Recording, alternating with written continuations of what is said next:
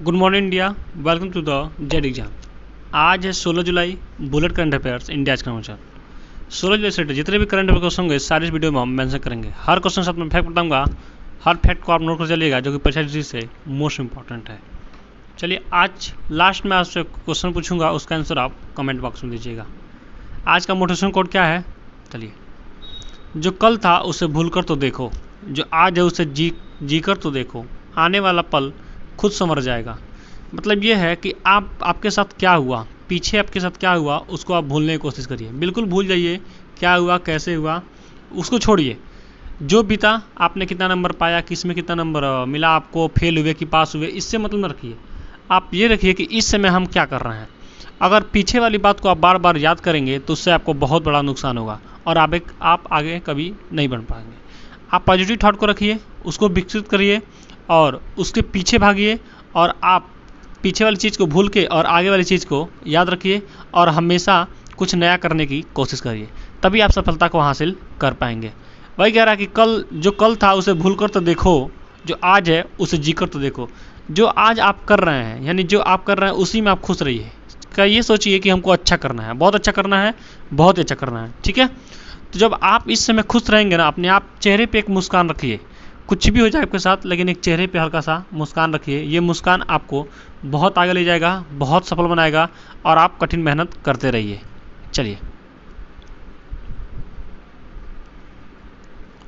Bullet question by Z exam 16 जुलाई 2021। चलिए start करते हैं एक अच्छे दिन की एक अच्छे क्वेश्चन के साथ। आज का क्वेश्चन जो है बहुत इंपॉर्टेंट है, बहुत ही मोस्ट इंपॉर्टेंट है। आप हर क्वेश्चन को देखते चलिएगा, हर क्वेश्चन को नोट करते चलिएगा। बहुत सारे मंत्रालय बदले गए हैं, बहुत सारे फैक्ट भी मैं ला के आपके सामने रखूँगा। चलिए, 16 जुलाई को क्या क्या हुआ था, यानी कौन कौन सा दिवस मनाता है या क्या क्या हुआ था, यानी आज के दिन जो मुख्य इंपॉर्टेंट पॉइंट है मैं आपको दे रहा हूँ। देखिए, मैं चीज़ें ढूंढ के लाया हूँ, बहुत अच्छा चीज़ है जो कि आपको बहुत परीक्षा में, हिस्ट्री में और आपको इतिहास में मतलब काम आएगा।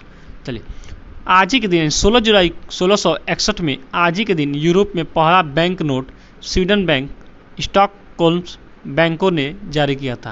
यानी पहला नोट जारी किया गया था 1661 में, 16 जुलाई को ही। कहाँ पे? यूरोप में पहला बैंक था, ठीक है। उसने क्या किया था? पहला नोट जारी किया था। ये मोस्ट इंपॉर्टेंट पॉइंट है। चलिए, दूसरा पॉइंट, ये आपसे एक लाइन में क्वेश्चन पूछा सकता है कि सबसे पहले नोट किसने जारी किया था, ठीक है। तो ये आपका नाम है, ठीक है। चलिए, 16 जुलाई को ही 1909 में आज़ादी की लड़ाई लड़ने वाली अरुण आसफ अली का जन्म हुआ था। आज़ादी की लड़ाई लड़ने वाली अरुण आसफ का नाम आप सुने होंगे, ये बहुत अच्छे क्रांतिकारी रही हैं, ठीक है। तो इनका जन्म हुआ था। चलिए, तीसरा पॉइंट, 1935 में ओक्लाहोमा सिटी में पहला पार्किंग मीटर इंस्टॉल किया गया था।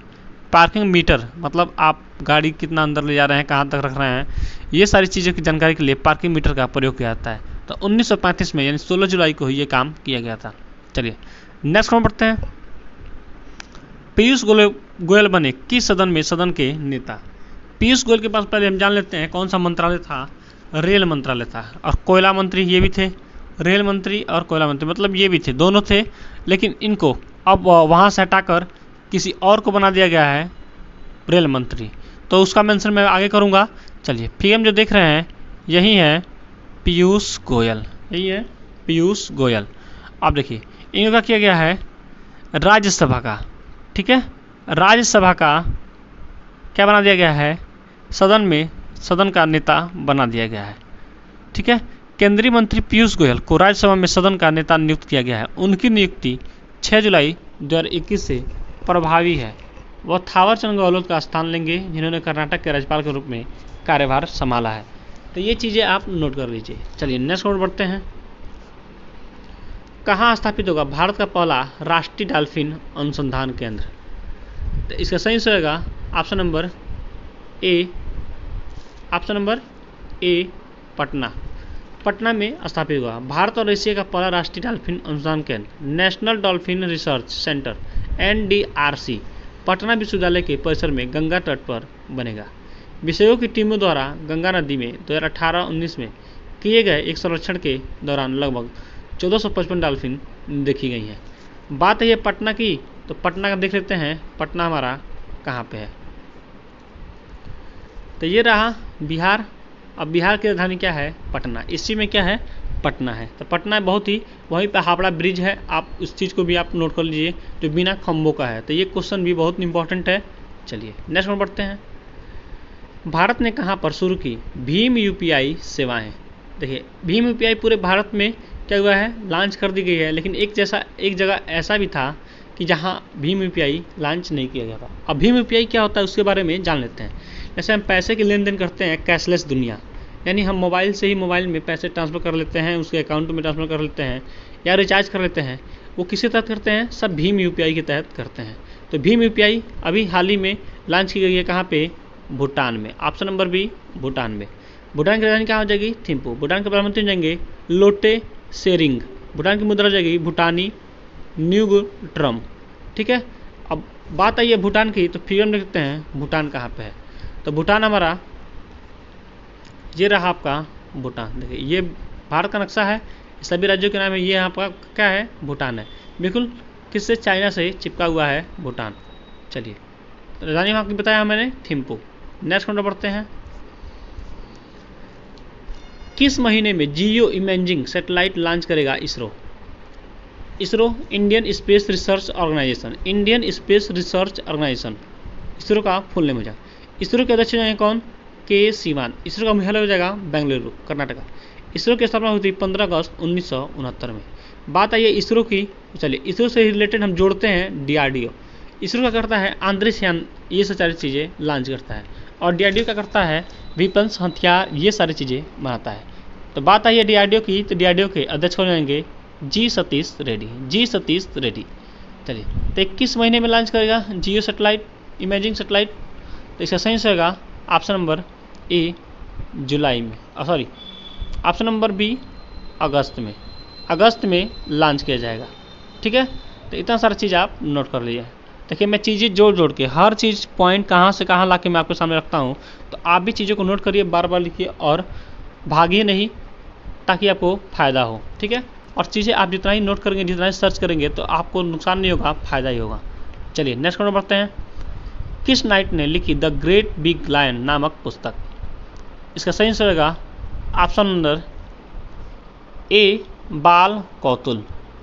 ऑप्शन नंबर ए बाल कौतुल। द ग्रेट बिग लायन नामक पुस्तक का कौतुल कृष्णिक नाइट द्वारा रचित और लिखित गई है। यह किताब एक शेर और दो बच्चों की कहानी रचित गई है।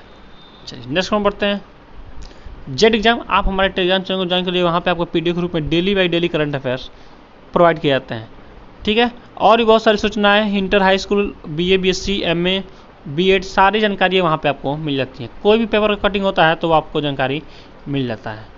आप हमें इंस्टाग्राम और ट्विटर पर भी फॉलो कर सकते हैं। इस टेलीग्राम चैनल का लिंक इस वीडियो के डिस्क्रिप्शन बॉक्स में आपको मिल जाएगा। किसने शुरू की खुदरा प्रत्यक्ष योजना? इसका सही आंसर होगा ऑप्शन नंबर सी आरबीआई ने। आरबीआई के पोजीशन नंबर गवर्नर कौन है? शक्तिकांत दास। मुख्यालय कहाँ पर है? मुंबई। स्थापना 1 अप्रैल 1935। यानी पहले था 1935 में कोलकाता, लेकिन अब मुख्यालय कहाँ पे है? मुंबई में। आरबीआई भारतीय रिजर्व बैंक ऑफ इंडिया। तो सबसे इंपॉर्टेंट है इसके पॉइंट। पोजीशन नंबर गवर्नर कौन है? शक्तिकांत दास। इसने क्या किया है? खुदरा प्रत्यक्ष योजना लॉन्च किया गया है, यानी छोटे छोटे राशि भी ये दे सकते हैं। ठीक है, चलिए नेक्स्ट क्वेश्चन बढ़ते हैं। किसने डीए और महंगाई राहत को 17% से बढ़ाकर 28% करने की मंजूरी दी है? तो इसका सही आंसर रहेगा ऑप्शन नंबर सी कैबिनेट ने। प्रधानमंत्री नरेंद्र मोदी की अध्यक्षता में केंद्रीय मंत्रिमंडल ने केंद्र सरकार में कर्मचारियों के महंगाई भत्ते और पेंशन भोगियों के लिए महंगाई राहत को बढ़ाकर 28% करने के लिए मंजूरी दे दी है। अब कैबिनेट की बात आई है, यानी प्रधानमंत्री की बात है। प्रधानमंत्री हमारे क्या है? योजना मंत्री है। क्या है? योजना मंत्री। और नीतिन यानी नेशनल इंस्टीट्यूशन ऑफ टेक्नोलॉजी वाला के अध्यक्ष भी हैं कौन? हमारे प्रधानमंत्री नरेंद्र मोदी। ठीक है, हमारे देश के प्रधानमंत्री नरेंद्र मोदी बहुत अच्छा काम कर रहे हैं। चलिए नेक्स्ट नंबर बढ़ते हैं। विश्व में खाद्य सुरक्षा और पोषण की स्थिति 2021 रिपोर्ट जारी की गई है, तो वो क्या है उसको देख लेते हैं। विश्व में 2020 में भूखे लोगों की संख्या कितनी है? 720 से 811 मिलियन के बीच।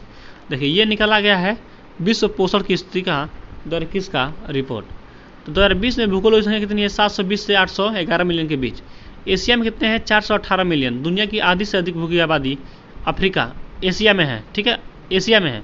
अफ्रीका में 282 मिलियन है। लैटिन अमेरिका और कैरिबियन 60 में।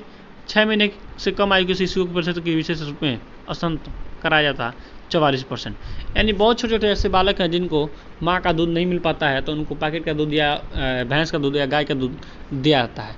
तो ये सारी रिपोर्ट दी गई हैं। तो देखिए एशिया में सबसे ज़्यादा 418 मिलियन, दुनिया का सबसे ज़्यादा यानी आधी से अधिक आबादी वाले एशिया में ऐसे लोग हैं जो भूखे क्या करते हैं, रहते हैं। चलिए नेक्स्ट क्वेश्चन बढ़ते हैं। कौन सी कंपनी कच्छ में करेगी भारत के सबसे बड़े सौर ऊर्जा पार्क का निर्माण? तो इसका सही आंसर रहेगा option number B, NTPC. NTPC के अध्यक्ष और प्रबंधक कौन है? निदेशक श्री गुरदीप सिंह। एनटीपीसी की स्थापना कब हुई थी? 1975। एनटीपीसी का मुख्यालय जगह नई दिल्ली, भारत में। एनटीपीसी क्या है ये देखिए, भारतीय रेलवे आप जानते हैं। तो भारतीय रेलवे में जो लाइट की काम, बिजली की काम जो होती है वो एनटीपीसी के तहत ही होती है। ये बहुत सारी भर्तियां भी कराती है एनटीपीसी।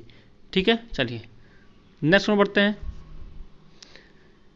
किसने लॉन्च किया टोक्यो ओलंपिक का चीयर सांग हिंदुस्तानी वे? इसका सही आंसर होगा option number A R Rahman ने। टोक्यो जापान की राजधानी है टोक्यो में जो ओलंपिक गेम स्टार्ट हो गए हैं उसमें सॉन्ग भारतीयों के लिए, हिंदुस्तानियों के लिए सॉन्ग लॉन्च हुआ है। कौन सा है? हिंदुस्तानी वे। तो मोस्ट इंपॉर्टेंट क्वेश्चन, ये क्वेश्चन आपके परीक्षा हॉल में पूछे जा सकते हैं। गायिका अनन्या बिरला ने संगीत उस्ताद ए आर रहमान के साथ मिलकर टोक्यो ओलंपिक के लिए तैयार भारतीय खिलाड़ियों के लिए एक चीयर सॉन्ग लॉन्च किया गया है। चलिए नेक्स्ट क्वेश्चन बढ़ते हैं। कौन बना देश का पहला केंद्र शासित प्रदेश जहां 100% लोगों को लगी कोविड-19 वैक्सीनेशन की पहली डोज? एक ऐसा राज्य है यानी उस केंद्र शासित प्रदेश है। आप केंद्र शासित प्रदेश के बारे में जान लेते हैं। केंद्र शासित प्रदेश क्या होता है? केंद्र शासित प्रदेश का सारा कार्यभार किसके पास होता है? गवर्नर के पास और राष्ट्रपति के पास होता है। गवर्नर यानी वहाँ के जो गवर्नर होंगे वो होंगे, वहाँ पे सीएम नहीं होते हैं। ठीक है, मुख्यमंत्री नहीं होते हैं। जहाँ भी केंद्र शासित प्रदेश है वहाँ पे सीएम नहीं होते हैं, होते भी हैं कहीं कहीं नहीं भी होते हैं। ठीक है, लेकिन वरीयता किसको दी जाती है? गवर्नर की। सारा कार्यभार किसके हाथ में रहता है? गवर्नर के हाथ में रहता है। तो हमारा अगला राज्य बना है ना कौन सा? लद्दाख। कौन सा बना है? लद्दाख। सही आंसर होगा option number B, Ladakh. Ladakh में 100% लोगों को कोविड-19 वैक्सीनेशन की पहली डोज दे दी गई है। पोलियो के खिलाफ बड़े पैमाने पर टीकाकरण कार्यक्रम में अनुभवी प्राथमिक स्वास्थ्य केंद्रों और स्वास्थ्य कार्यकर्ताओं के व्यापक नेटवर्क ने टीकाकरण में तेजी लाने में मदद की है। तो ये मोस्ट इंपॉर्टेंट क्वेश्चन है, इसको आप जरूर नोट कर लीजिएगा। चलिए नेक्स्ट में बढ़ते हैं। बात है लद्दाख की। लद्दाख कहाँ पे है? तो ये रहा आपका लेह ऑफ लद्दाख। ठीक है, चलिए भारत के नक्शे में नेक्स्ट में बढ़ते हैं। केंद्रीय मंत्री नितिन गडकरी ने रखी कहाँ 16 राष्ट्रीय राजमार्ग परियोजनाओं की आधारशिला? इसका सही आंसर होगा ऑप्शन नंबर बी, मणिपुर में। मणिपुर में नई उद्घाटन की गई है। ये सभी राजमार्ग परियोजनाओं उत्तर राज्यों को शेष भारत और पड़ोसी देशों के साथ हर मौसम में संपर्क प्रदान करेगी। तो बात है मणिपुर की, तो फिगर में देखते हैं मणिपुर कहाँ पे है। तो ये रहा आपका मणिपुर। ठीक है, चलिए नेक्स्ट में बढ़ते हैं। लद्दाख ने कब तक यूटी को ऑर्गेनिक बनाने के लिए विकसित के लिए सिक्किम के साथ किया समझौता? तो इसका सही आंसर होगा ऑप्शन नंबर ए, 2026 तक।